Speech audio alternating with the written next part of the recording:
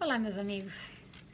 Algumas pessoas pediram para eu falar um pouquinho sobre chamado e eleição, que é algo que faz parte da doutrina da igreja, mas é algo que não é falado, não é comentado, não é ensinado, então as pessoas não têm muita noção do que é isso. No livro Doutrina Mórmon de David McKay, se eu não me engano, dá a seguinte definição do chamado e eleição, também conhecido como a segunda unção. Diz o seguinte: membros da igreja que se devotam em retidão, que vivem de toda palavra que sai da boca de Deus, recebem seu chamado e eleição. Ou seja, recebem a palavra de profecia, o que significa que o Senhor sela sua exaltação sobre eles enquanto ainda estão nesta vida. Joseph Smith ensinou. Isso tudo está em Doutrina Mórmon. Depois que uma pessoa tem fé em Cristo, se arrepende de seus pecados, é batizado para a remissão dos pecados, recebe o Espírito Santo pela imposição das mãos e continua a se humilhar diante de Deus, faminto e sedento por retidão, vivendo de cada palavra que sai da boca de Deus, o Senhor em breve dirá a ele: filho, você será exaltado. Então o homem receberá seu chamado e eleição. Então será seu privilégio receber o outro confortador, ou seja, Cristo aparecerá a ele e ele terá visões da eternidade. De acordo com essa definição de chamado e eleição em Doutrina Mórmon, fala que o próprio Jesus Cristo visitaria essa pessoa na ocasião em que ela recebesse seu chamado e eleição, certo? Tudo bem. Eu quero contar para vocês a experiência de Tom Phillips. Esse homem recebeu o chamado de eleição dele. As coisas que eu vou falar para vocês, ele mesmo relatou para John Delaney Mormon Stories, cujos episódios eu vou deixar aí na descrição do vídeo para quem quiser escutar o podcast, tá bom? Esse foi o relato que ele mesmo fez da história dele, de como isso aconteceu. Bom, ele se batizou na igreja em 1969, na Inglaterra. Ele era aquele homem, assim, extremamente íntegro, extremamente esforçado, extremamente dedicado. Ele servia a igreja, ele servia em todos os chamados. Ele realmente cumpria com os deveres dele como portador do sacerdócio e tudo mais. Ele disse que acreditou totalmente que a igreja é a única igreja verdadeira sobre a face da terra. Então ele serviu como bispo e depois ele serviu como presidente de estaca mais de uma vez, tá? Então, depois de alguns anos servindo em posições de liderança na igreja e fazendo muito bem, realmente magnificando o chamado dele, que é o que eles dizem, né? Elder Ballard, que era um apóstolo responsável pela área da Inglaterra, ele chamou Tom Phillips para uma reunião e explicou para ele que ele receberia o chamado de eleição dele. Marcaram um dia no templo de Preston, no Reino Unido, para que essa ordenança fosse feita num domingo, para não chamar a atenção das outras pessoas. Tom Phillips fala que ele viajou com a esposa no sábado, de carro, e que Elder Hillen, que era uma outra autoridade geral que muitos aí no Brasil conheceram, e Elder Ballard, segundo Tom Phillips, eles voaram para lá, saíram dos Estados Unidos, foram para encontrar com ele na Inglaterra para realizar essa ordenança em seus jatos particulares. Adivinha quem financia esses jatos particulares para eles? Sem comentários, né? Você sabe, né? Ah, mas eles não te falam que eles têm jatos particulares, mas eles têm. E você anda a pé, anda de ônibus, né? Economiza, sacrifica para pagar o dízimo. É bom que continue fazendo isso para poder bancar o luxo deles, né? Desculpa a ironia, mas isso é muito revoltante. Bom, eles se prepararam para essa viagem. A esposa não sabia o que ia acontecer nessa reunião. Ela só sabia que eles iriam ter uma reunião especial com Elder Ballard no templo de Preston. Era um segredo. Então ele conta que eles chegaram no templo, eles vestiram a roupa do sacerdócio, sabe aquela roupa que você usa quando você passa na sessão? O véu e o chapéu e o avental, toda aquela roupa, né? A roupa do sacerdócio. Eles se reuniram na capela dentro do templo, fizeram uma oração para iniciar. E aí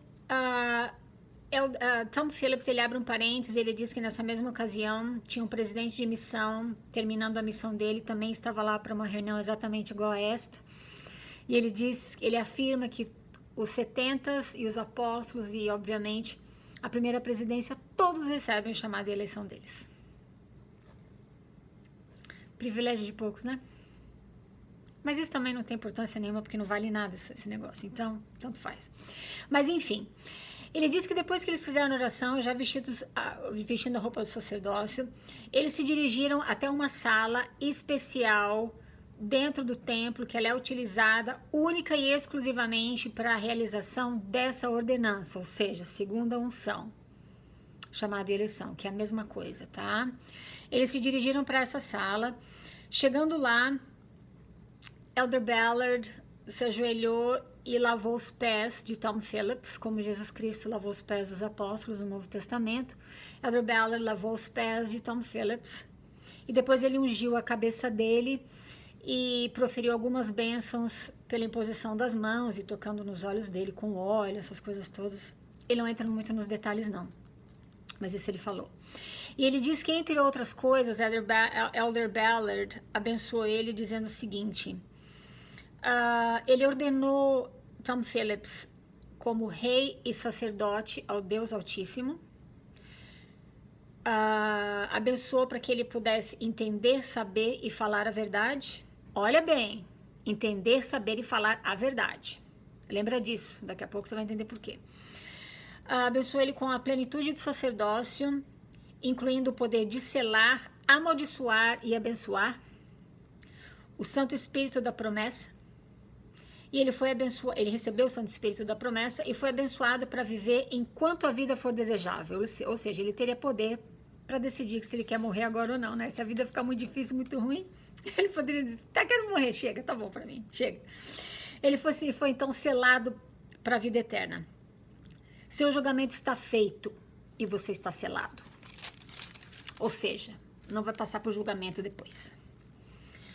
Foi dito a ele que ele não deveria revelar isso a ninguém. Isso é segredo. Nessa mesma sala, a esposa dele foi ungida e ordenada rainha e sacerdotisa, mas ela não teve os pés dela lavados, tá? Ela só recebeu a unção na cabeça e a bênção do sacerdócio e foi ordenada rainha e sacerdotisa. Isso foi tudo que Tom Phillips falou sobre ela. Se ele deixou outras bênçãos sobre a cabeça dela, Tom Phillips não entra nos detalhes, tá? Depois disso feito, eles então vão para a sala de selamento, tá? Aquela sala onde os casais se casam para a eternidade, também fazem selamentos de famílias e tudo mais, né? Quando eles chegam na sala de selamento, a esposa agora lavou os pés de Tom Phillips. Fez aquela cerimônia de lavar os pés dele e secar, da mesma forma que Elder Ballard tinha feito antes em Tom Phillips na sala especial.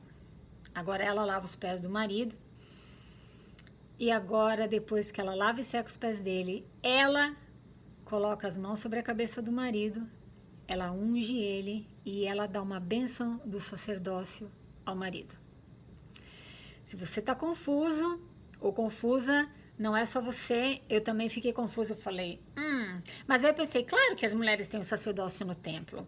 Afinal de contas, quando você faz iniciatória, por exemplo, que é essa ordenança de, não chamar de eleição, mas antes de para você poder receber os garments, né, os endowments, é uma mulher que faz. Ela faz isso por que poder? Pelo poder do sacerdócio. Então as mulheres no sacerdócio, aliás, no templo, têm o sacerdócio. Então ela deu uma bênção do sacerdócio sobre a cabeça do marido. Foi dito a ela que ela poderia falar o que ela quisesse. Ele não falou as coisas que ela disse, até porque ele disse que não lembra muito bem, porque faz muitos anos, mas ele disse que foi muito especial, sentiu o espírito, sabe aquela coisa toda que a gente sente, né? Bom, depois disso, eles então foram para a sala celestial. Na sala celestial, Elder Ballard resume para eles o que aconteceu naquele dia, tudo que foi feito, né? Explicou para eles. Pergunta se eles têm alguma dúvida. Tom Phillips fala o seguinte, ele fala para John Delaney no podcast. Eu não perguntei, mas eu estava pensando o tempo todo na minha cabeça, cadê Jesus Cristo?